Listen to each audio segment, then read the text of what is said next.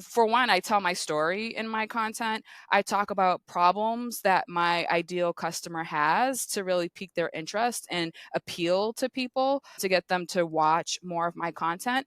But also, what helped me with just being an introvert is honestly just doing the thing, right? My first videos were terrible. My lighting was bad. My hair looked crazy. And what's funny is some of those videos were my best ones that actually took off. So even though we might feel like we suck, there's always people that we can help with our message. But if you're not putting it out there for enough people to see it, you're doing a disservice to your audience. Welcome to the Renegade Lawyer Podcast, the show where we ask the questions, why aren't more lawyers living flourishing lives and inspiring others? And can you really get wealthy while doing only the work you love with people you like?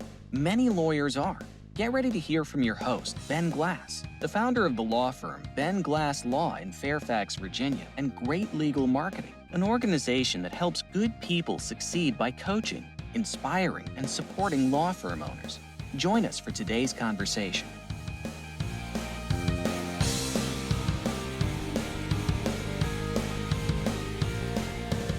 Hey everyone, welcome back to the Renegade Lawyer Podcast. I'm Ben, and each episode I get to interview interesting people, entrepreneurs who are making a ding in the world inside and outside of legal. And today, this is such a hot topic. I've got Kris Bryant.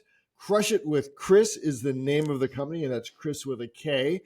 And we're going to talk about social media. We're going to talk about how lawyers in small firms can build a personal brand and not spend $1 bazillion on digital marketing or traditional marketing. Before we went live, Kris, I was telling you that as we're recording this, we just had our monthly meeting with our tribe.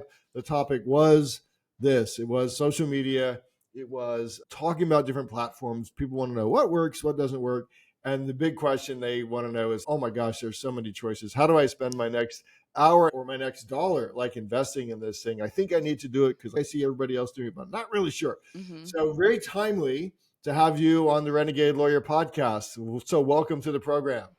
Thank you so much, Ben, for having me. I'm excited to be here. I've really been looking forward to this, and I hope to provide as much value to your audience as possible on all of these topics because they are very timely. You will. And you would find it interesting, Kris, to know that most lawyers, if we look at lawyers out there in the community practicing, they're actually shy.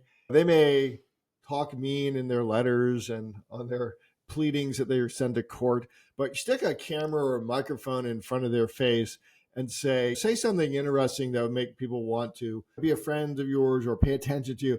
They don't know what to do. So I'm curious, and I know you work with lawyers and you work with other small biz owners. Let's just start really broad because everybody's got a certain number of dollars and a certain number of hours that they can do marketing in a day. So why play at all in what we call social media? And then I'll have you define social media because that too is a broad term. Yeah. Why play there these days? Social media is just powerful. It's definitely changed my life. It's changed so many people's lives, but everyone is on social media. We all have our various different platforms that we like more than others. But when I have conversations with a lot of attorneys on my sales calls and my marketing calls, they are relying a lot of the time on word of mouth or their network to bring in their next client. And it's frustrating to rely on that because there's no predictability. Whereas if you come up with a strategy to really focus on a platform, and I always recommend that when you're new to social media, it can seem overwhelming because there's TikTok, there's IG, there's Facebook, there's YouTube, there's LinkedIn, there's so much. And then you're like, okay, I can't tackle all of these. And I never recommend that. I always recommend to start off with maybe one or two platforms. And to decide which platforms that you should be starting out on, I would recommend starting on the one where your audience hangs out. For example, if your target audience is CEOs and VPs and decision makers, then you probably should be spending some time on LinkedIn because that's a very powerful platform. And then you touched on something else, which is I'm shy. What do I talk about? One thing that I don't really share a lot is I am an introvert, and some people don't even believe it, but I am. For one, I tell my story in my content. I talk about problems that my ideal customer has to really pique their interest and appeal to people to get them to watch more of my content. But also, what helped me with just being an introvert is honestly just doing the thing, right? My first videos were terrible. My lighting was bad. My hair looked crazy. And what's funny is some of those videos were my best ones that actually took off. So even though we might feel like we suck, there's always people that we can help with our message. But if you're not putting it out there for enough people to see it, you're doing a disservice to your audience. So you touched on a bunch there, but you hit a point that we often teach, which is when you start doing something new, you probably are going to suck. Yeah, Now, you got to get the the sucky good part out of news, the way. and the good news is when you're starting in social media or a new platform for you in social media, no one's watching. You can go on YouTube and see videos from probably 20 years ago of me and stuff, literally trying to do stuff on my own, not knowing what I was doing, but it's so easy. It's so easy to push publish, and then you have the Mhm. video up there on the internet forever, unless you go back in and cancel it. So that's a big one, and that's a strategy that we use. We get comfortable Mhm. being uncomfortable and just getting out there.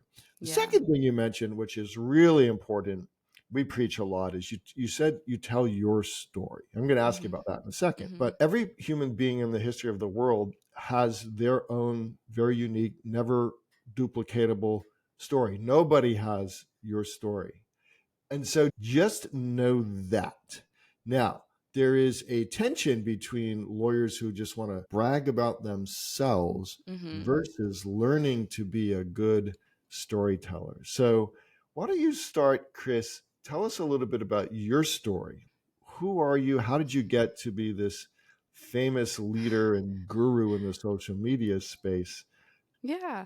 My story, it started where my mom was a single parent and I watched her struggle a lot taking care of three kids by herself and working these various different jobs. And it was just still so hard to get by. And then fast forward, I went to college. I worked various different sales jobs. And I knew that my calling was not working for other people. I was the kid in high school walking to my part time job complaining about going to work for the man. And I just knew that I wanted an online business. So I started taking the steps to figure out, okay, what am I good at? And I realized that in order to really succeed online for me, I needed to learn social media. So I started learning Instagram and Facebook first. And then I was like, holy cow, I'm really good at this. And I learned Facebook ads and I started a little agency, but I had people discovering me and being like, hey, can you help me market my business online? So I was doing it on the side for a while when I was in corporate. And then one day I was just like, you know what? I have all of these skills that I'm not even applying because I'm doing this job that has nothing to do with what I want to do for a career. So I left my job and I started my agency, and people were like, are you sure you want to do this? And I haven't really looked back since. Fast forward, I've grown my brand to well over 100,000 people online. I did that in less than a year. I've been featured on many different publications. I help clients across the world amplify their message online and connect with their ideal audience. And entrepreneurship is just a passion of mine. I feel like some of us just have that in us where we should be entrepreneurs and we should be having an impact and helping people. So that's what I love helping people do. That's what really just lights me up when I can help people connect with their ideal audience, attract more customers, grow their small business. So, yeah, that's how I ended up where I am today, and I've been in business for about 6 years now.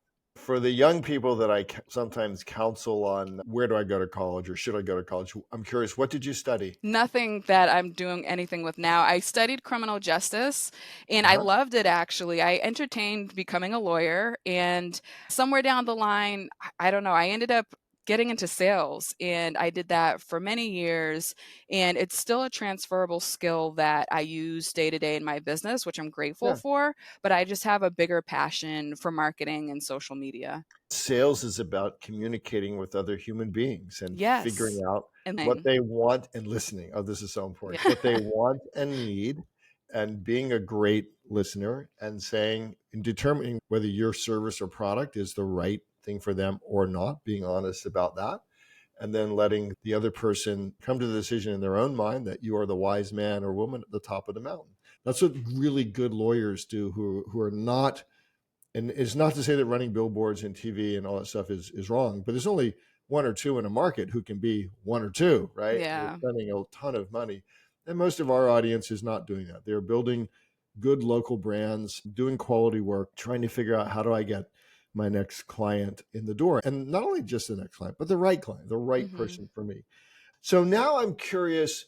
You said, "Oh, I just really like this other stuff. I'm good at social media, and I started my agency." When you say that, that means people began paying you. Sounds like Yes. to teach them or do for them, one or the other, to be able to amplify either a personal or a business brand. Would I be right about that? Yeah, you are. Tell me So more. there's two ways that I work with people. It depends on where they're at. So maybe if they're in a more beginning stage and they have a smaller budget, but they want to do the work themselves. And it's funny, right before I jumped on this call with you, I was on another call, a sales call, and I was just saying to who I believe he's going to turn into a client next week, but I was just saying, I'm really passionate about teaching people how to fish, right? You can hire an agency or you can hire someone to do all of the work and then you don't even know what's going on behind the scenes, and if that person goes away, you might not know how to step in and pick up the pieces and continue on. Whereas if you work one to one with a coach or a consultant, and then you learn the stuff and you can continue to apply those strategies, those marketing strategies, daily, weekly, to build your brand and your presence online. So that's one way I do work with people in a consultative approach. And then we also offer a done for you side where we do the marketing, social media management, we do podcast tours where we coordinate and schedule our clients on podcasts that have their ideal audience, and we do all of the heavy lifting because I understand being an entrepreneur, it takes a lot of time out of your day. We're busy people. So you might need to hire someone in their expertise like myself to get you booked on these things. So we do both done for you and done with you services, just depending on the needs of the client. When you started your agency and left your corporate world job, so tell me about that, like going and finding first clients and figuring out things like, how do I charge this? How do I deliver a great experience? What if they hate me? Because we all have that fear, right? When we start a business. Yes. I learned how fearless I really was when I made that change because I've spent the majority of my life working for someone else. Every other Friday, my check is coming. I worked in sales for many years, so I was set up good. And I looked at it like at the end of the day, if I fail, I can always get another job. I have all of these skills. I have jobs that are paying me Good for six you. figures. Good So for I you. know that I'm valuable. So if I try this business and it fails, I can update my resume, try to find another job, even though it won't be what I wanted to do. But that fear of having to go back to a 9 to 5 lit me up to the point where it was like I am a stubborn Gemini. So I really fought like hell to just make sure that I am putting myself out there. I invested in coaching, I invested in all types of marketing things. I tried and tested to just figure out. I felt directionless. That's the best way to describe going from a 9 to 5 where you're being told what to do to all of a sudden working for yourself and no one's breathing down your neck telling you what to do each day. I felt directionless at first, but I've experienced the most growth since working for myself. I've failed, I've succeeded. That time frame that I left my job is when I built my following to over 100,000 people, millions of views per month. I learned how to hunt and find money and new opportunities for myself. I started working with brands and reaching directly out to brands like popular brands like Panda Express, all types of different brands to pay Brands me to that make content. Yeah. at some point you thought like, oh no, like they're never going to pay attention to little old me because they're big brands and they must have a huge in-house team that's really expert. You'd be. And I always tell people when they say, "Oh, I hate sales, I hate doing this." And I look at it and I say, it's not that these people don't want to work with you, they don't know about you yet. And if you position yourself in a way where you're not being overly salesy and then you're reaching out to enough people, eventually a percentage of those people are going to say yes, right? And you can have the same approach with making content, just getting consistent with it, because you never know who's watching. And you need multiple touch points as well when you make content and you put it out there. People need to see you a few times. I have customers that have watched my content for 2 years before Yes. they bought. I'm like, wow, like we've been in touch for 2 years. And sometimes that's what people need. And if you're consistently putting out content and doing the thing and focusing on income generating activities in your business, you find your way. And that's how I found my way when transitioning from a 9 to 5 to entrepreneurship, which for many people, it can be very scary. Hey guys, this is Ben. If you like what you've been hearing on this podcast, not just the marketing and practice building strategies, but the philosophy of the art of living your best life parts, you should know that my son Bryant and I built a tribe of like-minded lawyers who are living lives of their own design and creating tremendous value for the world within the structure of a law practice. We invite you to join us at the only membership organization for entrepreneurial lawyers that is run by 2 full-time practicing attorneys. Check us out at greatlegalmarketing.com. So you strike me as highly energetic, very interesting, Thank you. hardworking. And you said early on you relied on coaching, and I'm sure you had other influencers in your life. I'm Mhm. curious about today. Like, who do you follow, watch, read, get inspiration from, listen to these days? Ooh, that's a great question. I love Mel Robbins, and I believe she's actually from Massachusetts or New England. I love her messaging. I like Gary Vee as well. I know he's not for everyone because he uses curse words. I love YouTube as well. I like Robert Benjamin as well. He talks a lot about growing on social media. I've invested in him. Charlie Morgan. There's a lot of people who have just created their own lanes and show you what is possible. And I want to learn from the best. I want to learn from the people who are doing very well in their business, and I want to learn their strategies, and I've applied them to my business. Do you go to any conferences these days? I'm actually going to be in a conference in November. So it's a marketing Good. conference where I'll be part of a panel. So I do some public speaking as well, but I do need to go to more conferences. I need to do more in person networking stuff. I've done like some Chamber of Commerce stuff, but a lot of the stuff I do is online. So there is a real value in being in a room with other live human beings. Both there's learning from the stage and there's learning from the people in the room. So I would think like Chamber of Commerce, okay, fine, but that's not where the next generation of people who are going to come work for you, with you, Yeah. and buy from you. I can guarantee you that.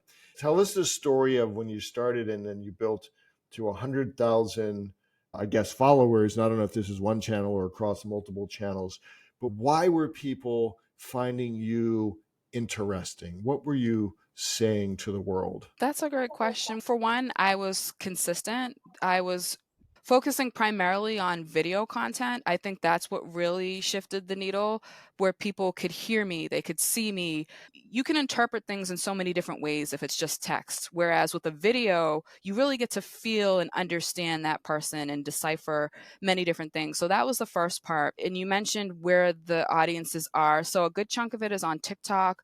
On LinkedIn, I have over 10,000 connections on there as well. So I've grown exponentially there.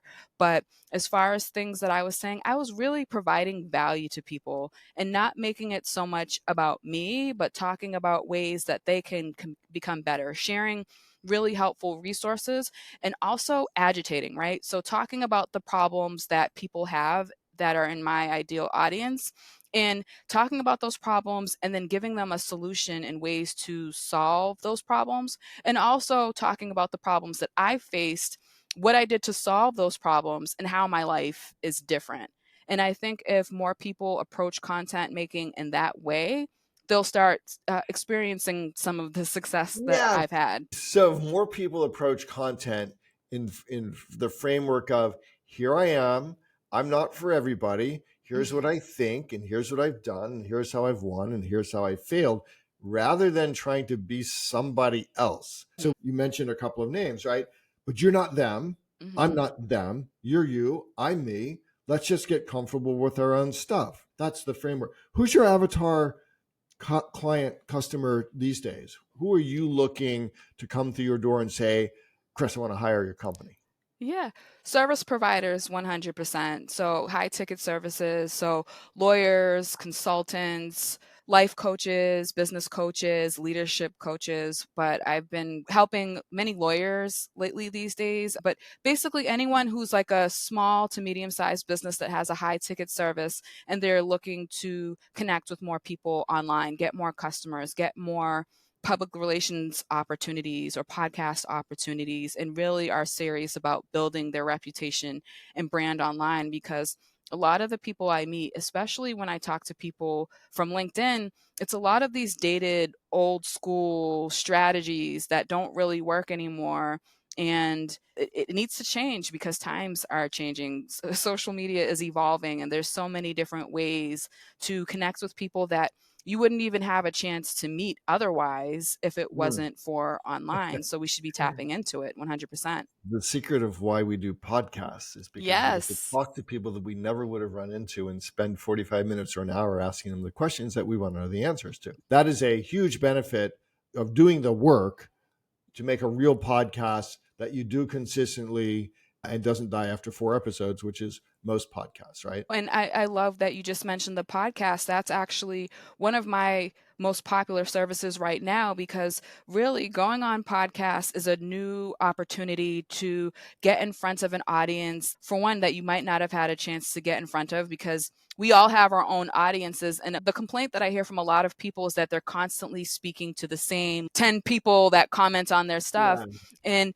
it takes time to build up an audience. So going on podcasts is like the cheat code to be able to leverage other people's already established audiences. And we work towards helping people get on podcasts that I would say are in the top 1 to 5%, 1 to 10%. And if you just get in the habit of going on podcasts, because speaking is so powerful to get your message out there, and then you get Yeah. that warm introduction from the host. So it's powerful stuff, just speaking in general. Let me ask you this, though. Now, dealing with lawyers and you have lawyer clients, and most legal work is local, regional, or statewide. There are some Hmm. practices. Part one of our practice here is a nationwide practice, but for most lawyers, Hmm. mom and pa running a law firm, their practice is pretty local or regional. Hmm. So, does that matter when you are talking about the tool of using a podcast to amplify your voice? I would say not so much, because for one, you get the brand recognition, you get to reach more people, and then you also get to repurpose the content that you get. And then we also look into, if someone was like, I'm only looking to reach these certain areas, then we can do the research to find them. But a lot of podcasts are just national anyways. So you get to just reach all different types of people. But we also offer a hybrid approach where we combine, okay, we'll help you get booked on some of these podcasts, but also let's do a hybrid approach where we can consult together and come up with a strategy to maybe leverage LinkedIn to find people only in the state of North Carolina that you can get in front of that could be potential clients. Let's come up with a marketing strategy on LinkedIn and combine podcasts. So I like doing a hybrid approach when I'm faced with situations like that as well, because you can tap into a Yeah, few different avenues to drive it's leads. Yeah. you can use the old as seen on strategy. So, So you yeah. used one of my favorite words, which is repurpose, and I think a lot of lawyers miss this step. So they'll do the hard work of creating a video or being on a podcast or doing something that's fairly cool, and then it's a one and done. And repurposing, you and I both know that's the magic. Do once, now figure out 10 different ways to go use this thing. So talk to us a little bit about that in terms of just reminders that there is so much more than the 45 minutes or an hour you may spend speaking on some of these podcasts. Talk to us about some of the strategies or ways that can be repurposed. 45 minutes is a long time. There are so many different nuggets of information that you can get from it. For example, there might be an interesting phrase that you said that you can turn into a quote, and you can make content out of that. You can take 1 to 2 minutes of a clip and turn that into pieces of content. But you can turn one interview into dozens of different pieces of content, and you can take video from it, or you can take the video and turn it into text or turn it into a graphic. You can create so many pieces of content for months and months. And what's really helpful too is the podcast host will also see that you are doing the legwork to actually help promote their platform, because I always say that it shouldn't be a one-sided Right. transaction. It should be build a relationship. For one, I always encourage share it, leave a review, share your episode, encourage people to check it out. And also stay in touch with the podcast host, because that's an opportunity to build a relationship. You can get invited back. You guys can bounce ideas off of each other, refer people to each other, and podcast hosts meet so many different people. So I always encourage people to not make it so transactional where you just show up that one time and then nothing happens. And I'm sure you can Yeah. attest to this. That's another one of my favorite phrases. Yes, let's build a relationship. So again, expanding this to any of our vendors who service the law firm or who service great legal marketing. So you got web vendors, you got people that come clean the office. Like, we're always asking, how can we make this a win for you? The question I asked you before we went live. What is the thing that we can do to make this experience a great experience for you? Because true entrepreneurial success comes when both sides to a transaction feel like they got a win out of the time and energy and money that they invested in the thing, whatever the thing is.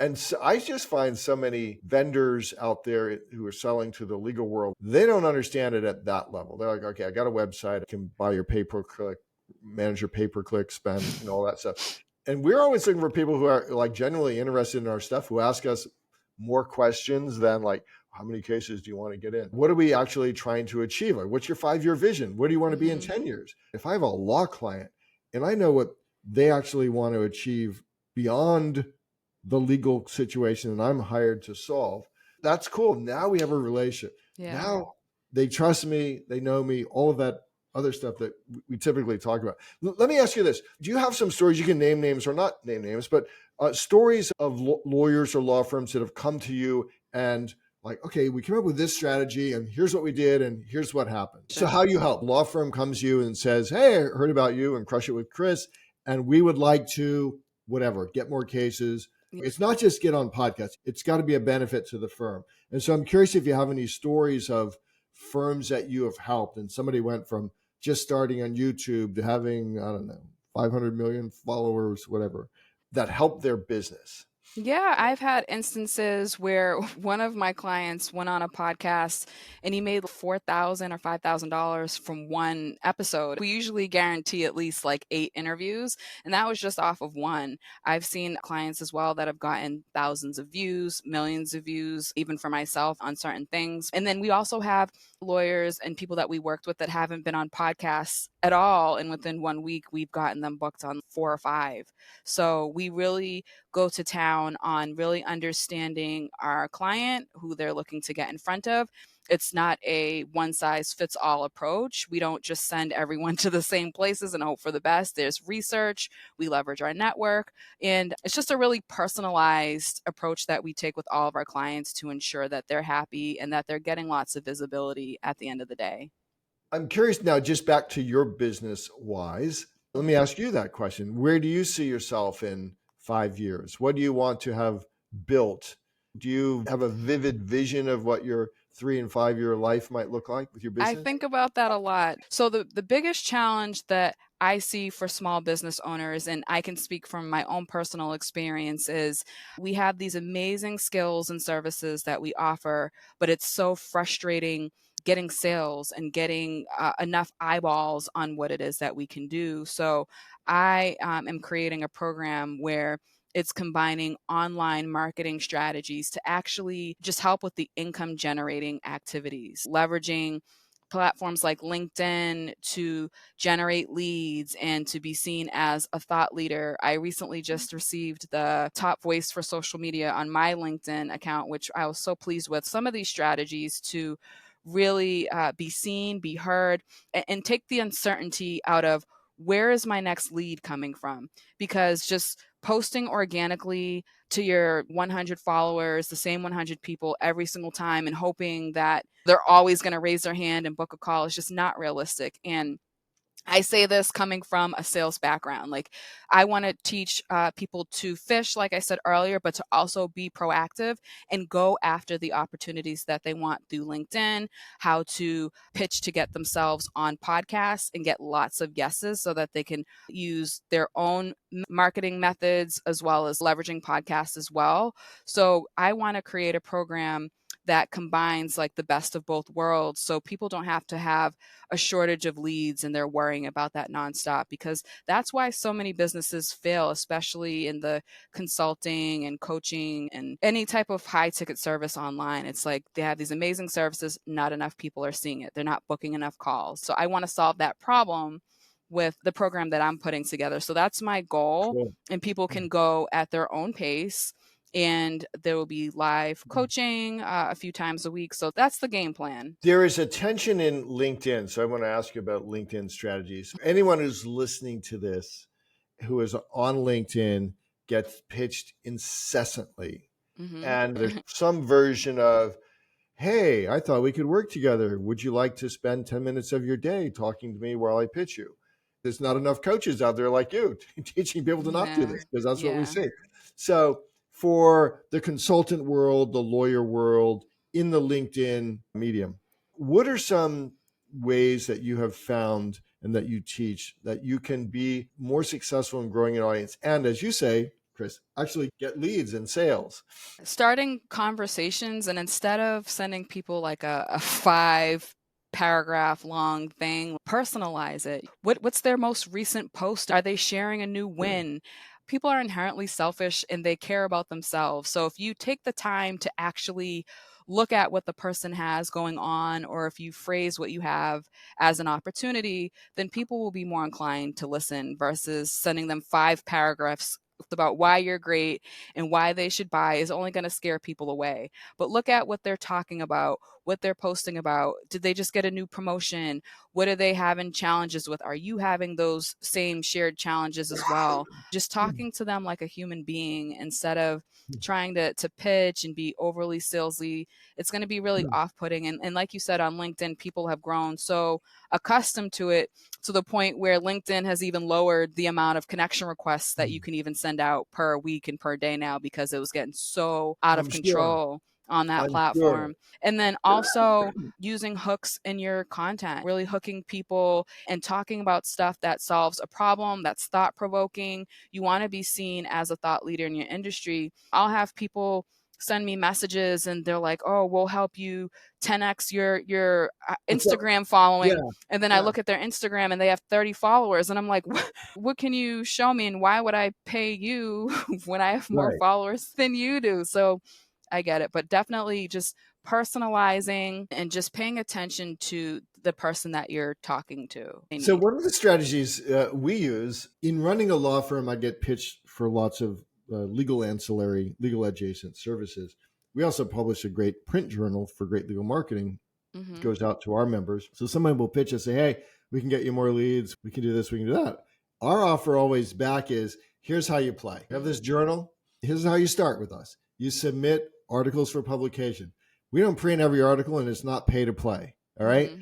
We're Reader's Digest. We have our own articles in there, but if you're one of the top 4 articles of the month and it's relevant to our stuff, we'll consider printing it. You can have a call to action in there. That Hmm. actually gets rid of 99% of people because they don't want to do the work. They just want the easy pick. But for the smart ones, so anybody who's listening to this who's got services to sell to lawyers, and you want to get in front of a huge audience in print, you have to craft written material that's Hmm. actually useful to our audience. And Hmm. then you can have a call to action, free Hmm. book, free download, free consult, whatever. That's the win-win relationship Yeah. that we're looking for. And other coaches probably who get pitched could probably use that strategy themselves. They've got like, all right, prove to me that you know what you're talking about. Give me something I can give my audience. Let me Yeah. ask you this, Kris, in the last couple of minutes. Podcast. So a lot of lawyers, they do want to get on other people's podcasts. They do want to do exactly what you've described and what you help them do. And there's a bazillion podcasts out there. So what are some of the things you help lawyers or you do for them in order to get on other people's podcasts? That's a great question. We do all of the heavy lifting. We really take the time to uncover their unique story. Going on a podcast is not about going on there and making it a long sales pitch. No one cares, right? No one Right. wants to hear that. It's all about your story, how you help people, providing actionable and valuable, tangible things that people can do after listening. And people get this confused all the time where they're like, I don't want to give out too much value for free because I'm not getting paid for it, when it's the Wrong. opposite.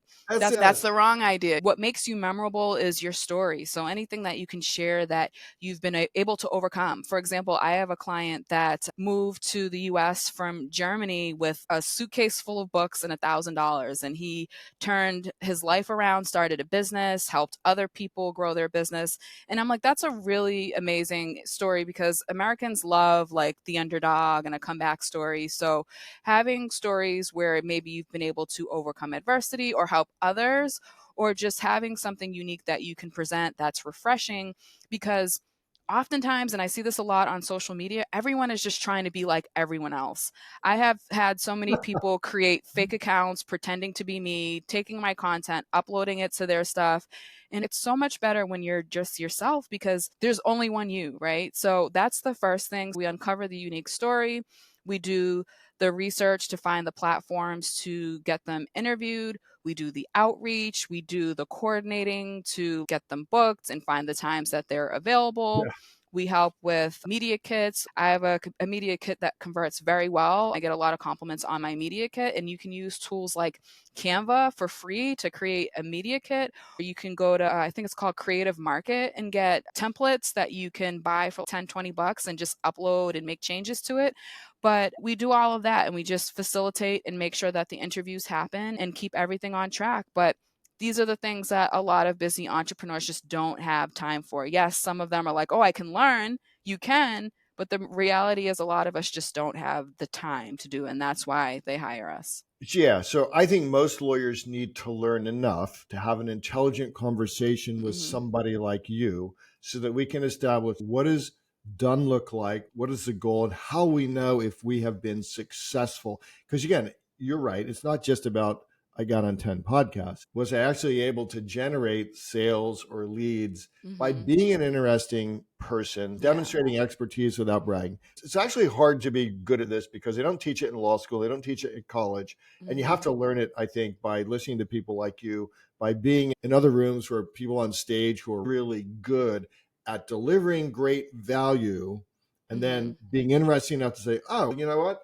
That was pretty cool. I think I would like to work with he or she who just Yes. delivered great value. So those are all great secrets. So let me ask you this. I'm sure that there are people who are listening to this, Kris, and there's a ton of stuff we actually didn't cover, but in great legal marketing has been social media. What do I do? It's too overwhelming. Hmm. So there's one. And then there's this whole podcast gig. And actually, one of the things I heard, there's people who start podcasts, and that's hard. And you have to go now attract guests and do Hmm. all the back end. And it can be just as effective to be on other people's podcasts. All right. So I'm sure you have more cheat codes. Someone who's listening to this would like to reach out to you, follow you on social media. So tell us about that. And then tell our audience the best way that someone could raise their hand and get in contact and have a further discussion with you. 100%. All of my social medias are at Crush It with Kris. And if you go on LinkedIn and type in Crush It with Kris under Kris Bryant, but you can email me at hello@crushitwithkris, and it's Kris, KRIS.com. And yeah, I'll respond to emails that way, or you can go to crushitwithkris.com is my website. That's fantastic. Look, it's been awesome having you as a guest today. We wish you much success. And hold on for a sec because I do want to talk to you about something once we sign off here. So, Sounds Kris, thanks good. for being a guest with us today on the Thank you for Renegade Lawyer. having me. This was awesome. I was really looking forward to this. Very cool. If you like what you just heard on the Renegade Lawyer podcast, you may be a perfect fit for the great legal marketing community. Law firm owners across the country are becoming heroes to their families and icons in their communities. They've gone renegade by rejecting the status quo of the legal profession so they can deliver high-quality legal services coupled with top-notch customer service to clients who pay, stay, and refer. Learn more at greatlegalmarketing.com. That's greatlegalmarketing.com.